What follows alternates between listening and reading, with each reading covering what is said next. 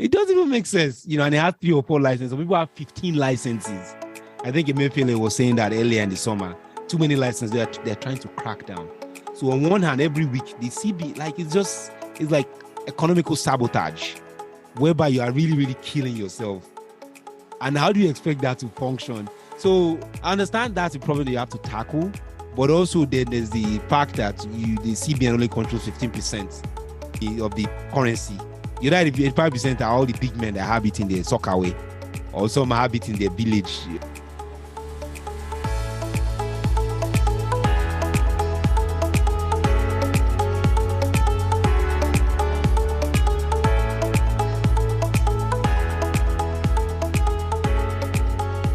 Hello.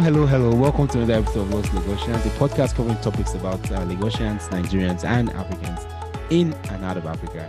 I'm your host, Brother Mike. Yeah, welcome, guys. So I'm here with Brother Johnson. We were together on the call, I think 2 episodes ago, and there was a very viral episode where we talked about executive recklessness. So today you are in for another treat. As we talk about a few things, a few things going on in Nigeria. So the time of this recording, this is here in November of 2022. So kind of wrapping up the year. Brad Johnson, how are you doing? How are things going on with you?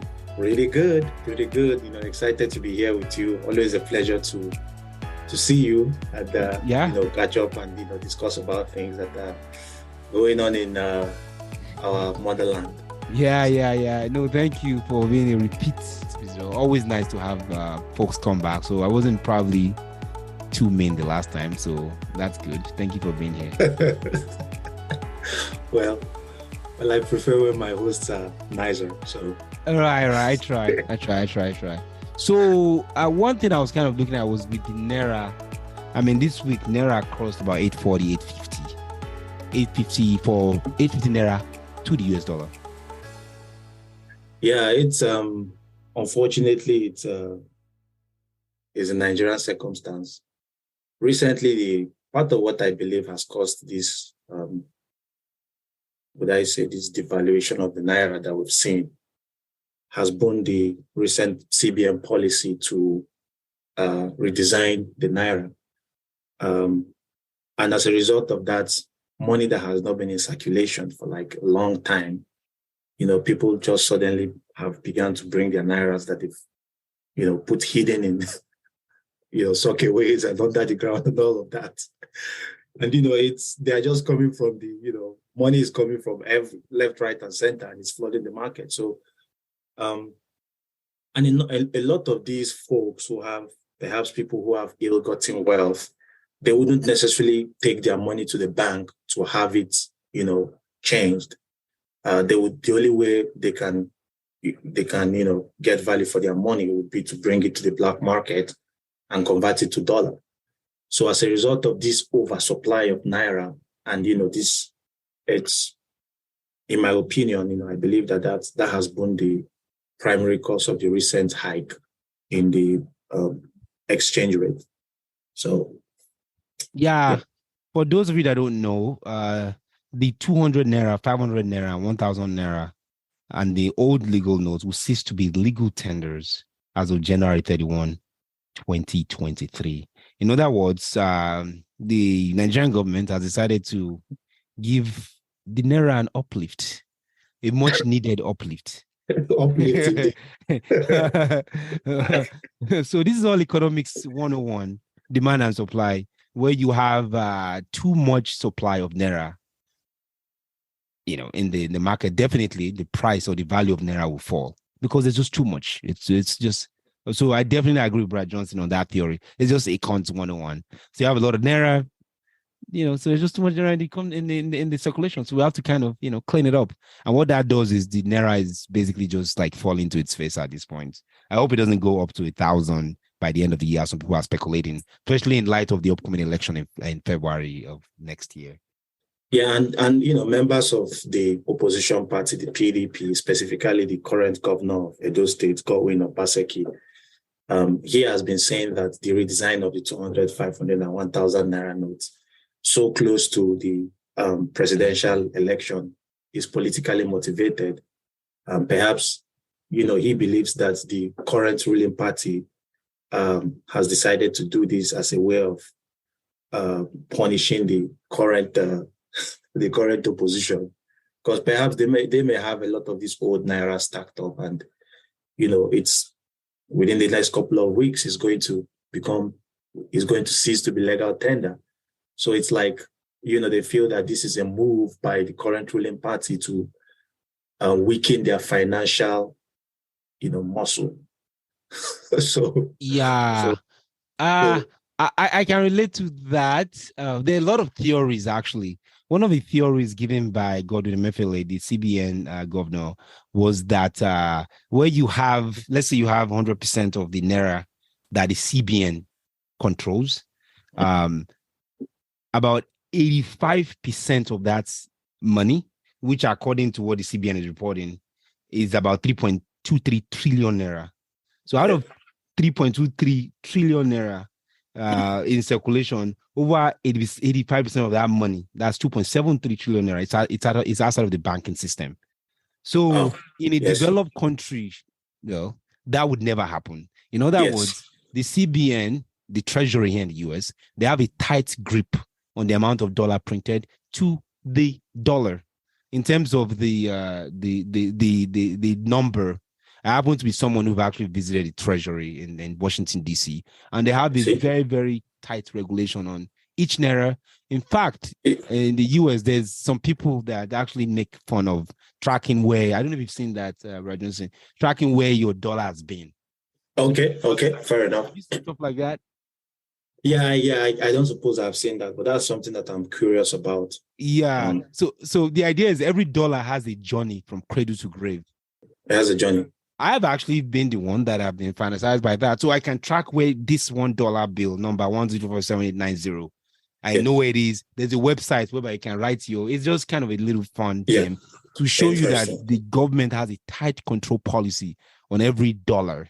Yeah. So if you have a country like Nigeria where 85% of the currency is outside of regular government doesn't know where it is. So in a layman's term, my understanding of the reprinting rather is just so that they can be able to reissue them and retrack them. Yeah. Yes, knock on wood, be able to track them. By tracking them, the government can have more monetary, fiscal. Yeah, they are more able to get that tax revenue. Because right now there's like only 30 million taxpayers in Nigeria. Can you imagine out of 250 or 200, million people? Yeah. And even more importantly, for the government spending, part of the role of government is to spend money to do infrastructure. So, but if the government's, the only money they can control is about 15%. That's not good. So I'm just saying, while your theory is probably right, there are many sides to every story. There's also this theory that it has run away from them. Now, that's one problem. The other problem they have is the volatility of the naira. With the oil theft and all that. So I was reading somewhere, I think the Bank of America was saying recently that the naira might have to be devalued again on the international market. So it's a very, very interesting issue there. And one thing I would say is, this has become even more pronounced within the last 7 years of this administration in Nigeria, where you have two vastly different exchange rates. Sorry, I can't help but laugh. So I saw the naira was like 850. Well, I was looking at the CBN has a little banner. It's like 400. I'm like, really? You're looking at over 100% more. Yes, yes, like 100% more. Yeah. Right. So and that's the thing, and that's something that would need to be. That's something that they need to arrest. This vast difference in, and when you have a situation like that, it gives so much leverage for people who are into arbitrage to make a lot of money. Imagine that some of these so-called, BDCs, so it gives them a lot of arbitrage. And that to me doesn't make sense, because these same BDCs actually are within the CBN. I'm sorry to say. So imagine you have this Oga or this manager who is at the CBN, and this particular guy happens to have 2 or 3 licenses, even though you are legally supposed to have 1 license. And every week you are getting, I don't remember the number. So if a regular Nigerian wants to pay for admission to a school in the UK or to a school in the US for dollars, he can't. Yeah. But you have this guy who's getting like 2,000 every week. Yeah. Like, how does that No questions asked. No questions. It doesn't even make sense, and they have 3 or 4 licenses. So people have 15 licenses. I think Emefiele was saying that earlier in the summer. Too many licenses. They're trying to crack down. So on one hand, every week the CB, like it's like economical sabotage, whereby you are really, really killing yourself. And how do you expect that to function? So I understand that's a problem that you have to tackle, but also then there's the fact that the CBN only controls 15% of the currency. You know, 85% are all the big men that have it in their soccer way, or some have it in their village, or some. I was going to tell you, I was going to give an anecdote about what happened in 2012. And, I'm not going to obviously name any politicians. But in 2012, when there was the flooding the flooding that happened in 2012 due to the Labo Dam thing that they opened in Cameroon, which, of course, we are seeing again this year, something similar. In Bayelsa State, there was this politician who happened to have his relation there in the federal government. And they had a vast amount of money, Nigerian denominated notes, thousands and all of that. They had it packed in a sucky way. And then that flood came. So when that flood came, obviously the flood damaged, the whole town was submerged. And that money that was in that sucky way was obviously damaged, was obviously, destroyed because they couldn't remove it. The flood came, with such, it came with such ferocity. Mm-hmm. So, and they had to hospitalize this person, this man that had the money. He had to go to the hospital. And according to as the story goes, maybe his blood pressure was so high. Oh yeah, absolutely. It went through the roof. And as the story goes, what then his relation that was then in the federal government of Nigeria, called him and said, look, there is still more where this came from.